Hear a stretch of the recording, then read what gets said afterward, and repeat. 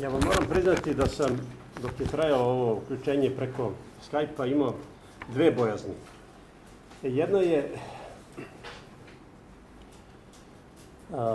Jedna je da ću ja posle tog izlaganja biti inferioran, jer ovo su ipak nove tehnologije, ali onda sam shvatio da zapravo imam i prednost. To je, slika mi se ne gubi tako lako kao na ovim tehnologijama i moj cilj i zadatak je da predstavim, vidite me u 3 dimenzije, a moj zadatak je da predstavim možda onu najvažniju dimenziju koju imaju ljudi, a to je dubina, pri čemu mislim na dubinu misli. Druga bojazan je bila da me konferencija ne najavi time da kaže, evo sada posle ove novih tehnologije vraćamo se na stare tehnologije i najavi mene. Mada sam ja živi dokaz da stare tehnologije stare skoro 60 godina, to skoro je baš skoro, samo 1 godina me deli.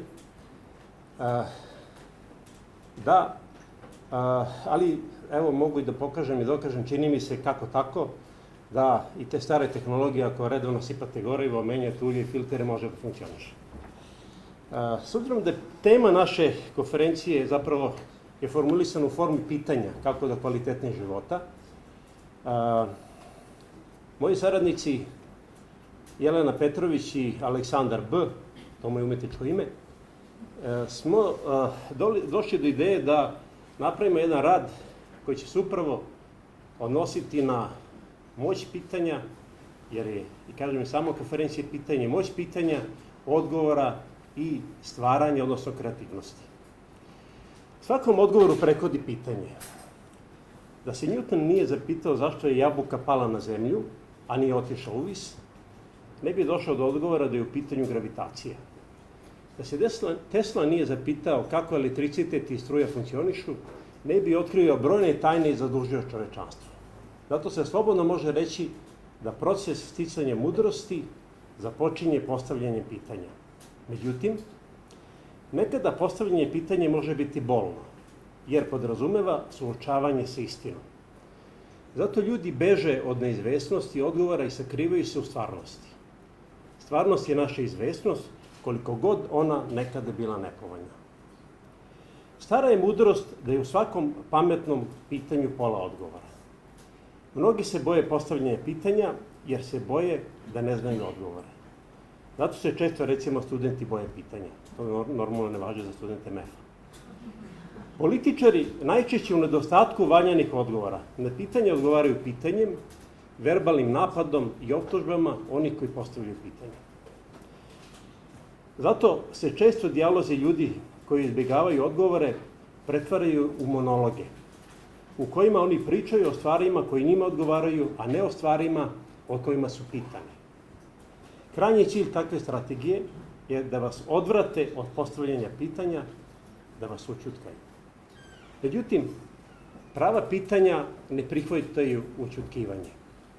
Što ih više ućutkujete, to ona više bujaju u dubini, rastu i izbijaju na površinu novom, većom snagom. Kao erupcija vulkana. Baš kao što se vulkan ne može kontrolisati zatrpavanje, jer energija koju on nosi, kao i energija pitanja, se moraju osloboditi. Zato je za svakog pojedinca, kao i društvo u celini, bolje da neguje kulturu postavljanja pitanja i davanja odgovora, umesto gušenja pitanja i izbjegavanja odgovora. Zašto smo često uplašeni i nemamo hrabrosti da javno postavimo pitanje? Hrabrosti da damo odgovore na te pitanja, hrabrosti da se zagledamo u sebe, kao pojedinci, kao društvo, hrabrost da saslušamo odgovore.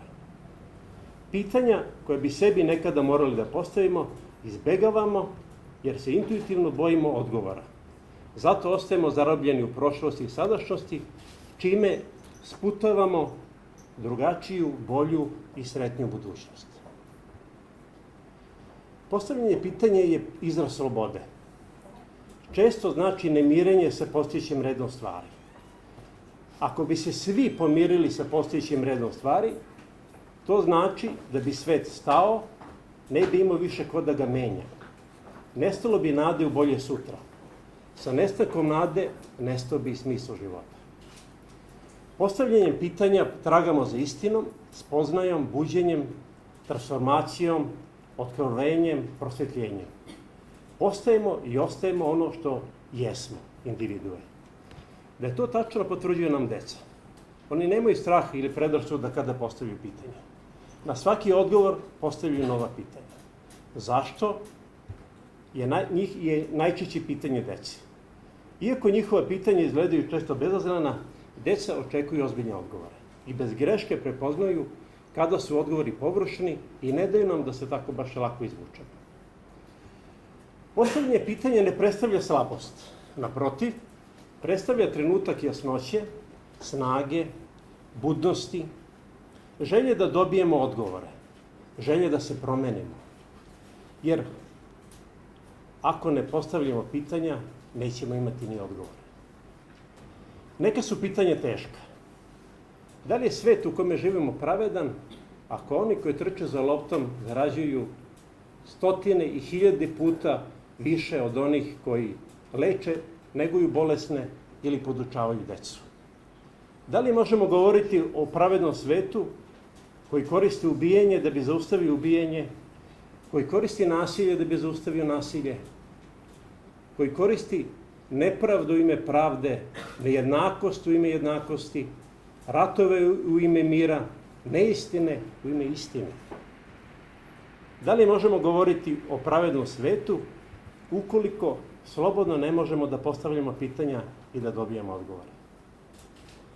Problemi sa kojima se suočavaju društva nekada izgledaju nepremostivi. Strah od neuspeha parališe ljude i oni odustaju od pokušaja da reše problem. Često se pravdaju da su za to krivi drugi i ostaju zarobljeni. Društvo nekada mora da dođe do dna da bi krenulo dalje. Najčešće, kada pomislimo da ne znamo kojim putem dalje, počinje nalaženje novih prilika. Najdragocenije prilike se javljaju upravo kada dođemo do tačke kada pomislimo da nema popravke.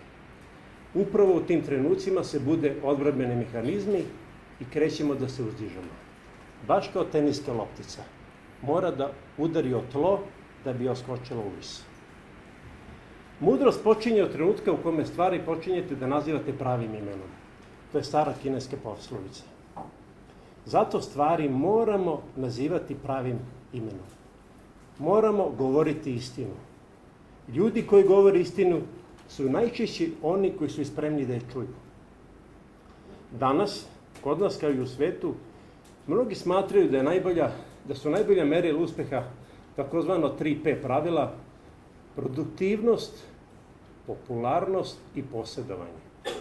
Danas, baš kao i uvek, od produktivnosti, popularnosti i posjedovanja potrebni su nam pravda, poštovanje, iskrenost, dobrota, ljubav, sreća i mnogo toga još.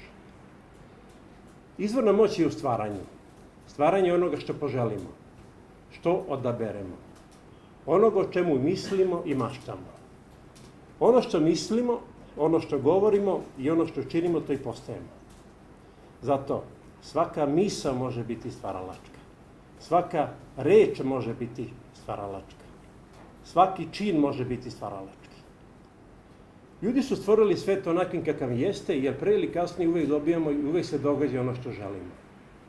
Ljudi imaju, međutim, ogromnu moć. Ali ljudi su skloni da se odreknu sopstvene moći, da je predaju drugome. I zbog toga je svet kakav jeste. Nažalost, danas često vlada mentalitet stada, jer lakše je slediti stado nego krenuti u suprotnom smeru. Nije važna činjenica da se stado uputilo prema litici, jer liticu, nažalost, niko i ne primećuje. Ideje pokreću promene. Ljudi sa idejama menjaju svet i čine ga boljim mestom za život. Svako naučno i umetničko dostignuće u početku je bilo samo ideja. Svet menjaju oni koji su različiti, time što misle i ponašaju se drugačije. Time što žive život na drugačiji način, kao da posjeduju drugačija pravila. Nije važna činjenica, time što žive život na drugačiji način, kao da posjeduju drugačije pravila. Budućnost se bazira na ljudima koji su otvoreni za novo, drugačije i različito. Biti drugačije, ja ne znam da pevam, pa zato moram da pročitam. Biti drugačiji, biti poseban, biti samo svoj.